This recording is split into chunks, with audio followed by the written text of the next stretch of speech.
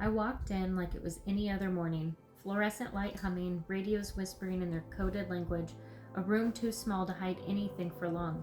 The kind of place where if someone rounded the corner at the wrong second, they'd see everything written plainly on our faces. I said, "Hey," and you turned. And something in me misfired because your face. It wasn't tired, not just worn down by long shifts and longer nights, it was heavy. Like you were carrying a thought you couldn't set down, like something inside you had already started breaking before I walked through the door. We had T-minus 3 days until you told her the truth. I didn't even have time to ask what was wrong. Your hands were already on me, firm, urgent, fingers pressing into my shoulders like you needed to be sure I was real, like I wouldn't disappear if you had held tight enough. And then you pulled me in. Not careful, not measured, a kiss that landed like something you'd been holding back for too long, with nowhere else to put it. Right there, in that room where voices travel through wires and doors never quite shut, where anyone passing by would have known exactly what had just happened, by the way we both stood afterward, breath uneven, eyes saying too much. It wasn't planned, it wasn't thought through, it was need. The kind that doesn't ask permission from timing or circumstance or who might be walking in next, and then you let go. Too fast. Like even that moment had already borrowed more time than it was allowed. "I love you," you said as you turned. Like if you faced me, you might not be able to leave at all. And then you walked out, and the door hadn't even finished closing before the world barged back in. Footsteps, a voice, a question thrown casually into a space that had just been anything but casual. "What did he say?"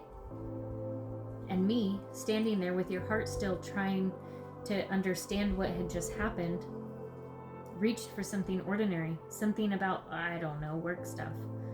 Because how do I explain that someone just kissed me like they were holding on to the edge of something they might fall from? How do I explain that love just happened in a room that wasn't built to carry it? "I'll be right back." And I followed you, because something in me knew this wasn't just a passing moment, this was a signal flare. You had already told me twice the world would be better off without you, and I disagreed. And I held on so tight, I refused to let those thoughts settle. So you would pick me up, my legs wrapped around you, and you would take me to the bedroom where all of our thoughts would disappear for a while. Out back, where the air felt less filtered, more honest, I expected to find your truck.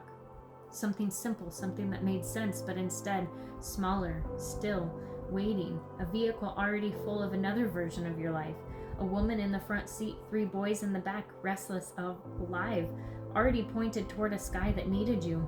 Stock show, responsibility, a morning that had already started, without room for hesitation, and suddenly, the kiss made a different kind of sense. Not a choice, not a leaving, but a moment stolen before you stepped back into everything else that was already in motion. I said it back. "I love you too." Soft, like placing something fragile into hands already full. You answered me with something else, words that belonged to a favor, something you needed me to say for you. Back to the steady rhythm of things that still had to get done. Because that's who you are. Someone that keeps moving even when your heart is trying to stay. And then I saw it. The way you stood there, frozen before returning out back, caught between what you felt and what was waiting for you just a few steps away. And that kiss, the way you grabbed me, held me like you needed something solid for just a second. It wasn't reckless. It was survival. I had seen it before in the way you held me when the world got too heavy, in the way we both clung to each other like anchors in a storm that didn't ask permission before it hit. In all the times we sat together, crying, spilling out our hearts, sharing our darkest fears, our deepest secrets, I saw that look in your eyes before, and now, that's the moment that won't let go of me. Not the words, not the explanations, just that.